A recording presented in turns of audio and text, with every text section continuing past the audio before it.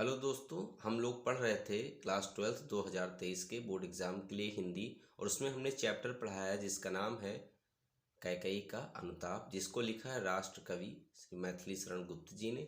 और उसमें हमने उसकी पूरी व्याख्या पढ़ी थी। अब कैसे पद्यांश से रिलेटेड जो क्वेश्चंस पुट अप होते हैं बोर्ड एग्जाम में, उनके बारे में समझते हैं।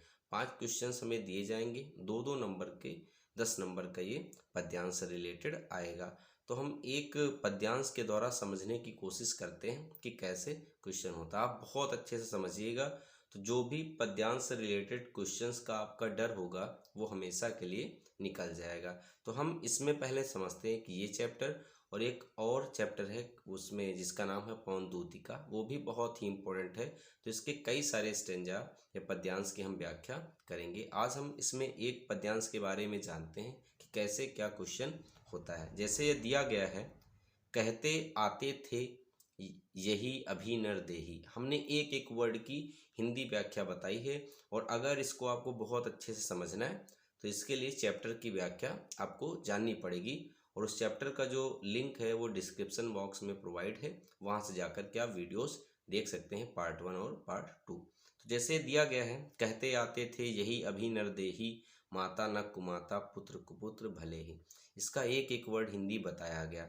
अब इससे जो रिलेटेड क्वेश्चंस आते हैं हम उनके बारे में जानते हैं। जैसे पहला क्वेश्चन आ सकता है उपर्युक्त पद्यांश का संदर्भ। और हाँ, ये जो क्वेश्चंस दिए गए हैं ये अंशाल से हैं। 2020 और 2008 में ये पद्यांश आया था और उसी के क्वेश्चन से आप अंशाल से भी चेक कर सकते हैं। तो पहला क्वेश्चन बन सकता है उपर्युक्त पद्यांश का संदर्भ लिखिए।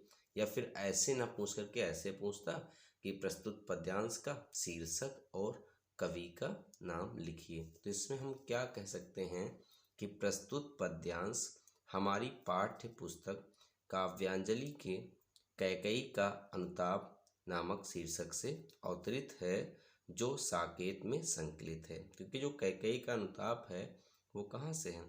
साकेत से है। कहाँ से है? साकेत से। इसके रचयिता राष्ट्र कवि मैथिली शरण गुप्त जी हैं। ये 2 नंबर का हो गया। अगर शीर्षक पूछता तो शीर्षक लिख देते और कवि का नाम लिख देते। क्लियर? फिर सेकंड क्वेश्चन दिया गया है कि युग युग तक कौन सी कठोर कहानी चलती रहेगी।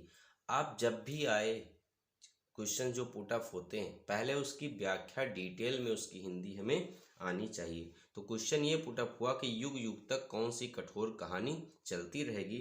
तो आप जब स्टेंजा पढ़ेंगे तो उसमें देखो दिया गया था कि युग युग तक चलती रहे कठोर कहानी, रघुकुल में भी थी एक अभागिन रानी। जैसे कि आप इसमें देख सकते हैं स्टेंजा में या पद्यांश में दिया गया था कि युग युग तक चलती रहे कठोर कहानी, रघुकुल में भी एक अभागिन रानी। तो उसका आंसर आया था कि युग युग तक कौन सी कहानी चलती रहेगी।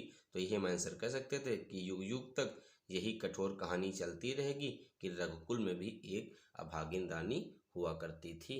तो वही इसका आंसर लिखा है कि युग युग तक यही कठोर कहानी चलती रहेगी कि रघुकुल में भी एक अभागिन रानी हुआ करती थी। फिर थर्ड क्वेश्चन जो दिया गया है कि रानी कैकेयी को जन्म जन्मांतर तक क्या सुनना पड़ेगा। तो उसमें दिया गया था ना कि जन्म जन्मांतर तक सुने यह जीव मेरा, धिक्कार है जिसको महास्वार्थ ने घेरा।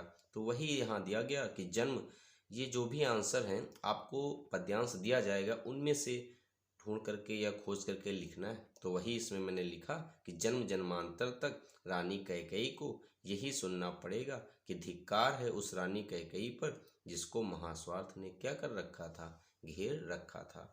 फिर जो 4 नंबर पर क्वेश्चन आता है, दिया गया है कि नरदेही तथा गात्र शब्द का अर्थ स्पष्ट करें। तो हमने उसमें एक एक वर्ड बताया था कि नरदेही का मतलब मनुष्य और गात्र का मतलब क्या होता है? शरीर। तो आप ऐसे लिख देंगे, आपको 2 नंबर मिल जाएंगे। जो 5 नंबर पर क्वेश्चन दिया गया है कि रेखांकित अंश की व्याख्या कीजिए। ये व्याख्या आप तभी कर पाएंगे जब आपने उसको एक एक वर्ड पहले चैप्टर में पढ़ा हो। तो जैसे अब जो लाइन हाईलाइट की गई थी, आप जैसा कि इस पद्यांश में देखिए, ये चीज़ हाईलाइट है कि माता न कुमाता पुत्र कुपुत्र भले ही। तो हमको इसकी व्याख्या करनी है। तो उसकी व्याख्या लिखने के लिए हम बोल सकते हैं कि कैकेयी जी कहती हैं कि हे पुत्र राम या हे श्री राम, अभी तक लोग यही कहावत कहते आए हैं कि पुत्र माता के प्रति, मैंने बताया भी है यही सब व्याख्या में चैप्टर में, कि पुत्र माता के प्रति चाहे कितने ही अपराध कर ले किंतु माता कभी भी उस पर क्रोध नहीं करती और ना ही वह क्रोध में भरकर पुत्र का कोई अहित करती हैं। इसीलिए कहा जाता है कि पुत्र भले ही कुपुत्र सिद्ध हो लेकिन माता कभी कुमाता नहीं होती। और अगर आप चाहें तो उसी में और आगे थोड़ा सा उसकी जो व्याख्या है वो जोड़ सकते हैं, जो लाइनें दी गई, वरना जो हाईलाइटेड पोर्शन था उसकी ये व्याख्या हो गई, हमने बताया भी था। तो इस तरीके से अगर आप कैसा भी क्वेश्चन आए, हम चैप्टर को बहुत अच्छे से रीड करें, एक एक वर्ड की हिंदी हमें आनी चाहिए, तब बहुत अच्छा क्वेश्चन आंसर हम बना सकते हैं, कभी भी गलत नहीं होगा। वरना ऐसे तो बहुत सारे पद्यांश होते हैं, उनके क्वेश्चंस अगर हम याद करें तो नहीं कर सकते, लेकिन एक एक हिंदी अगर हमें आती है, उसकी व्याख्या आती है, तो हम काफ़ी अच्छे से क्वेश्चन आंसर बना सकते हैं। आज हमने इसमें दिखाया कि कैसे ये क्वेश्चन आते हैं, और ये बोर्ड एग्जाम का 2020 और 2008 में आए हुए क्वेश्चन थे। कल इस चैप्टर के जितने बचे हुए हैं उनके बारे में हम जान लेंगे, फिर उसके बाद पढ़ेंगे पवन दूतिका। ओके, थैंक यू, मिलते हैं नेक्स्ट वीडियो में।